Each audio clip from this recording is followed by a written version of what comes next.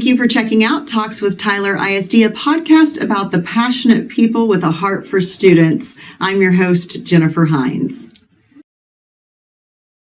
Today we have with us Tyler ISD alumni, investor, entrepreneur, and philanthropist, Jerry Palmer. Jerry, thank you so much for joining us today. We're so excited to have you with us. And you are an alumnus of Tyler ISD. From what I understand, you graduated from John Tyler High School, but also attended Bolter and Orr. Tell us a little bit about what you're doing these days, because you have quite the impressive, successful outcome. Well, thank you very much. It's a pleasure to be with you, and I appreciate you taking the time to let us tell this story, and hopefully it inspires and helps others, that younger people particularly, that may have been similar to my path. But today I spend my time really between Littleton, Colorado, a suburb west of Denver, and then also in San Diego, where I've made my home for the last 30 years. But I'm an investor, an entrepreneur, and heavily involved in investing in commercial real estate. I still invest in Texas and Dallas in particular, but we do a lot of things in the Denver area and as well as San Diego. And that occupies most of my time. But then I'm also getting more and more involved in philanthropy and looking at ways to try to help younger people who might be interested in pursuing the treacherous path that I once pursued. And I understand you even co-founded your own law firm? We did. So, you know, we'll get a little bit more into the educational history, but starting with, Ron Brown, for example, where he came and had a talk with me about what I was going to do with my future, it quickly turned into wanting to become an attorney. And that, it took 10 years, but it ultimately led me to graduating from the University of Texas School of Law in Austin. And when I graduated from there, that's one of the top 10 law schools in the nation. So really, law firms from all over the country come there to recruit. And I ended up taking a job with an international law firm based in Los Angeles. And I worked in their San Diego office, although I traveled a lot. But anyway, so that's where I began the legal career and started making relationships with clients, and then ultimately left with a couple of partners and we started our own law firm.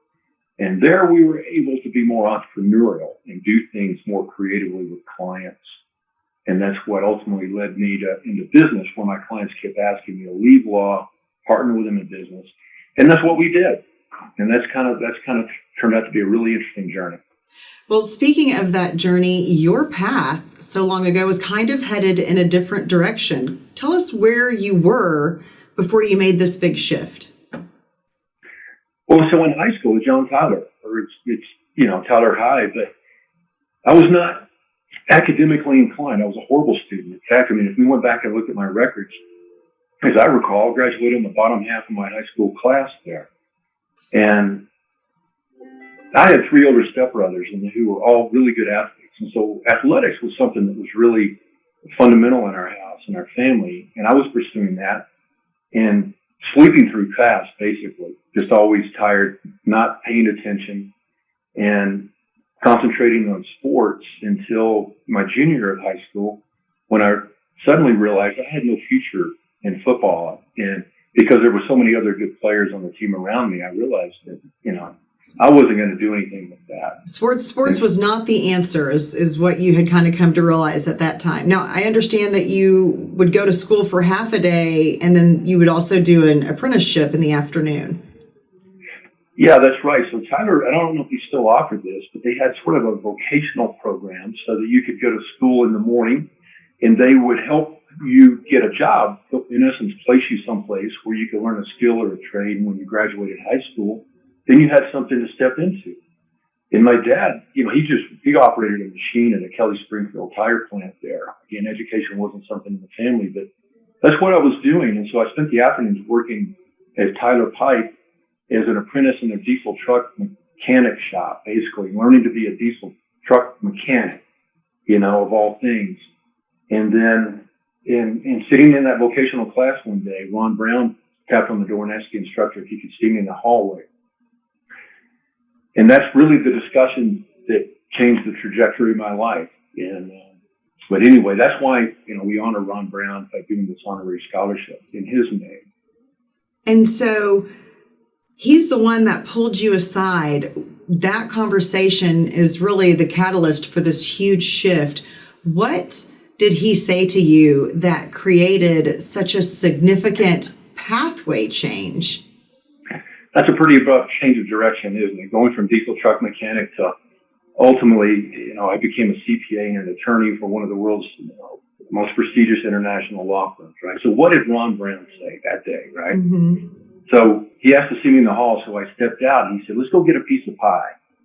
I don't think you could do this these days, but we went out and got in his car and we drove to a little diner down the street in Tyler, down on Irwin Street. Got in a booth and he said, you're going to graduate high school next year. What are you going to do with your life? You could be a doctor, an engineer, or a lawyer. And that just struck me as odd because my grades were so horrible. And I said, there's no way I'm going to be a doctor or an engineer. I hate math. But tell me about this lawyer thing. Mm-hmm. And here's one of the most fascinating things that he did. And I think it's probably the most instrumental lesson that he showed me in that conversation. Well, he said, you should call some local attorneys, make appointments, and go interview them. And I did. Ultimately, I ended up making appointments and interviewing 4 local attorneys in Tyler. And I really only had to meet the first one. His name was Charles Dickerson. And I went in and had this conversation with him, and it just made me want to become an attorney. What he told me about the way that his life and what he did, and he enjoyed it, and it gave him satisfaction and economic freedom to make choices that he wanted to make. These things were all foreign to me, but they sounded wonderful. I wanted some of that too. So anyway, that's what sparked that motivation. And that's the path we took. So, an interesting part about this though, is we all know today how difficult it is to get into a school like the University of Texas. It's challenging. Oh, yes. Students have, as we know from my admission of my horrible scholastic background in high school, I couldn't possibly have gotten in. But of course, Tyler Junior College was there, and they'll take anybody, including me, So I got to go and enroll at Tyler Junior College, and with this newfound motivation and drive, I was committed to making straight A's so that I could get into the University of Texas Law School. And it wasn't an easy path. I had to work super hard to go from not having any scholastic or academic skills to being able to make A's. But I did. Miraculously, it worked. And so, like, for example, in my freshman year, you're taking, history, English, biology, algebra, and coming from the vocational program at John Tyler, algebra wasn't one of my strong suits. But I found the smartest kid in the class, and I would go to his house on Saturday mornings and get him to tutor me on the algebra lessons. And I'd go to the teacher's class in the afternoon to help me solve problems that I couldn't get through on my own. That first semester, I made 2 C's in college. One of them was that one, the algebra class. But I learned the skills. So the next semester it was calculus, where I made a B. The next semester calculus 2, where I made an A. But Tyler Junior College set me on that path where I started to realize that I could do the work. If I worked really hard, I could make the grades, in essence, control my own destiny. And you were really proactive in that by seeking out that extra tutoring, seeking out that professor. You changed courses and you were full on. game on. Nothing was going to stop you, but you did have to take a different path. You couldn't just go straight to law school. You did the TJC, and I understand you also had to work during that time, probably help put yourself through college, correct? Yeah. No, that's right. And that's another fascinating story too, that really, it just in a moment, meeting someone, it just changed the trajectory of my life. But I was going to TJC in the morning and working as a diesel truck mechanic in the afternoon, doing that job, which was just, horribly difficult. It was so hard to do that. But after about 6 weeks into my freshman year at TJC, I was at a party on a Friday night, standing around a keg of beer. Guy comes over, we start talking, like, how are you doing? My name's Mark, my name's Jerry, like, what's going on? This guy says, I had a horrible night tonight. It was just terrible. I said, well, what happened? He said, I only made $10 an hour tonight. And this is, back in 1976, or whatever $10 is today. But it was 3 times what I was making as a diesel truck mechanic. And I said, well, what in the world do you do? He said, I'm a waiter. I wait tables at this restaurant in Tyler. It used to be called the Pelican's Wharf. I don't think it's still in business. But the next day, I was down there knocking on the manager's door saying, "Can I have a job waiting tables in your restaurant?" And I got one. So I ended up waiting tables the rest of college. And so I graduated TJC, and I did well. I think I graduated with a 3.6 GPA or something like that. It was good enough to get me transferred to UT. But then I didn't have money to go to Austin. So I took a job for a year roughnecking in the oil field, drilling or working on drilling rigs for Delta Drilling Company, which was based in Tyler, which is about as high an hourly wage as you can make without a skill or an education, because it's dangerous and dirty work. Yeah. So I used to save money, and then got down to Austin, got a job waiting tables again, went to school in the morning, studied in the afternoons, waited tables at night, studied on the weekends. And so here's one of the other little fascinating facts. So I graduated to the University of Texas, and I didn't know this. Well, let's go back to these interviews with the lawyers. So as I'm interviewing these lawyers, I'm like, what do I have to do to go to law school? You got to go to college first. I'm like, okay, well, what do I major in? And they'd all major in history, political science, or something like that. And they said, you know what? If I had it to do over again, I'd major in accounting. I didn't know what it was, but I was like, fine, I'll major in accounting. And you don't like math. I don't like math.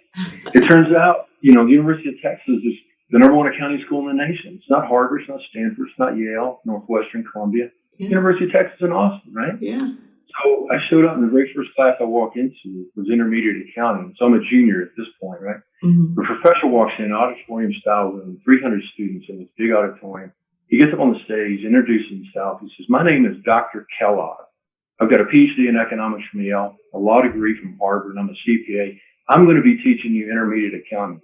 And I thought, man, I'm in trouble. There's no way I survived this class. But I did, and I did well, and I thrived. And so I actually passed the CPA exam before I graduated college in the University of Texas. Wow. It's amazing to think about what all you were able to accomplish when you set your mind to it. And you did. You continued through UT Austin, which I am a fellow Longhorn, Texas X, so hook 'em. Yay! Yes, absolutely. And so you decided to stay on and go to law school there. Did you apply to any other law schools, or were you dead set on staying and going to UT Law School? Well, I was dead set on going to UT Law School. And I think it was primarily because I loved Austin. And I love the University of Texas campus. That was by far the best law school in the state of Texas. Also the most affordable. It's a state school. So the tuition there is compared to, say, SMU, for example, or Baylor, which are private schools, which have fine law schools. University of Texas was a bargain, and it was by far the best school. Like, that's what I want to do. So when I applied, though, when I was graduating my senior year, I got rejected. I didn't get in. And so I passed the CPA exam. I went to Houston, worked as a CPA at a big big public accounting firm. Now it's called KPMG. Back then it was called Pete Morwood, right? Mm-hmm. So I worked there. I was going to take 1 year off and work in Houston, and then go back to law school. And I applied, and I got in the second time I applied. But I had come up with some knucklehead business guy in Houston where I was working. Housing prices were going up. He said, "You could buy a house, fix it up, and make all this profit, And I thought, I'm going to do that, and I'll use that to pay for law school. Well, I bought a house to fix up, and I did all of that, but the housing market collapsed. Mm-hmm. Instead of being able to sell it and make a profit, I ended up not being able to sell it. So I ended up at 3 years in Houston. Then I went back to law school and had sold a house, basically broke even. Mm-hmm. But ended up going to law school and working in the afternoon first year I worked at an accounting firm doing tax returns. And anyway, so that whole thing. So you had lots of different, you just kept coming back. You had to take a year off, save up to go to college. And then you just would keep going back, doing what you needed to do. Once you had it in your mind, you were going to do whatever it took. And if that meant taking off 3 years or a year and going into the oil field, or working a waiting job each night and studying when you could and classes in the morning, that's what you did. And you did what you had to do to make it happen, which some people aren't willing to do that. Successful people do what unsuccessful people aren't willing to do. So you're a true testament to that. Now, flash forward to today, highly successful. You have done something that is just so generous to the students that may find themselves in your shoes when they're in high school now. Tell us a little bit about the scholarship, kind of what inspired you to give back, and a little bit about that process. Well, I've always had this great sense of gratitude to Ben Brown for, having the interest, just taking the time that one day to take me out, and it certainly changed my life, right? So I've always wanted to be able to express some gratitude. And unfortunately, I didn't go back and try to find him and do that. But I'm in touch with the University of Texas, obviously, as an alumni there, and they were talking to me about scholarships. And in fact, it really kind of goes back. So the head of the history department at the University of Texas, Dr. Suri, he also teaches classes online at this site called One Day University. And they travel around the country and they'll have these symposiums. And they were in Denver doing a day of that. And my wife and I went to see him and we started talking. And I said, I've been thinking about a scholarship at the University of Texas, but my reluctance, to be honest with you, is I don't see how it's that impactful because the university is so wealthy. It's got an enormous endowment. Why does it need me to try to fund? And he said, I've got great interest. Let me put you in contact with some people. And they did. So there was two things that I learned that really changed my mind about it. One is they had a matching fund program. So for whatever I gave, they were going to match it equally. So it had double the impact. The other is that they explained to me that their students, the way I understand it in Texas, the University of Texas automatically accepts the top, I think it's 10% of the high school class gets admission. But there's students from John Tyler, for example, or Tyler High, is that what it's called now? Tyler High School, yes. There's students who are in the top 10% who graduate and they qualify to get a UT, but they don't have the money or the financial means to go. So they're not able to go do that.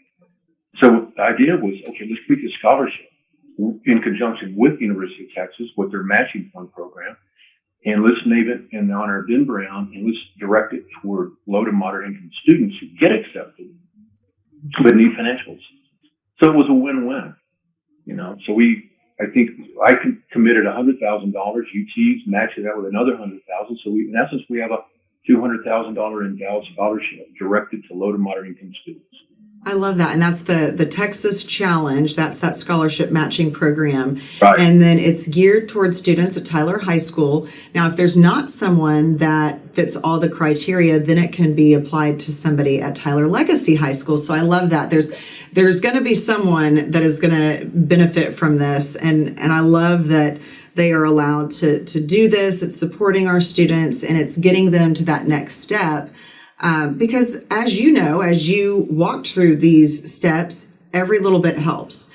They're probably still going to have to get a job and do all of these things, but every little bit helps as they are trying to go to college, and making it a little bit easier for them to do that is so wonderful to see how you have come full circle to give back, realizing how counselors do impact the lives of students, and that one conversation can change the course of a student's life. Yes. And it's great to see how that has happened with you. What is one thing that you would like for parents, students, or the community to know about you, or to know about this scholarship as they're listening to you today? I think the most important message isn't something about me, but it's just a message to people, particularly young people who have a dream or they have a hope, but somehow they doubt themselves, or they're afraid to walk through that wall that's somehow holding them back from what it is that they want to achieve because they have some fear. So there's two phrases that I have that I use. I love to talk to young people about the inspiration. So they're sort of lasting lessons. One comes from Shakespeare that says, "Our doubts are traitors that make us lose the good we oft might gain by fearing to attempt."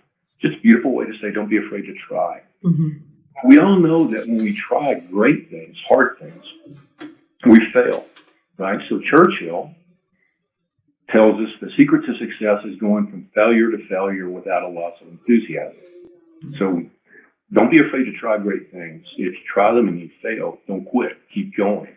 Right. And so the legacy that, if you look, my story is exactly of that, of trying things that were beyond my grasp, failing, not quitting, not giving up. And then in the end, it's like, wow, that actually works.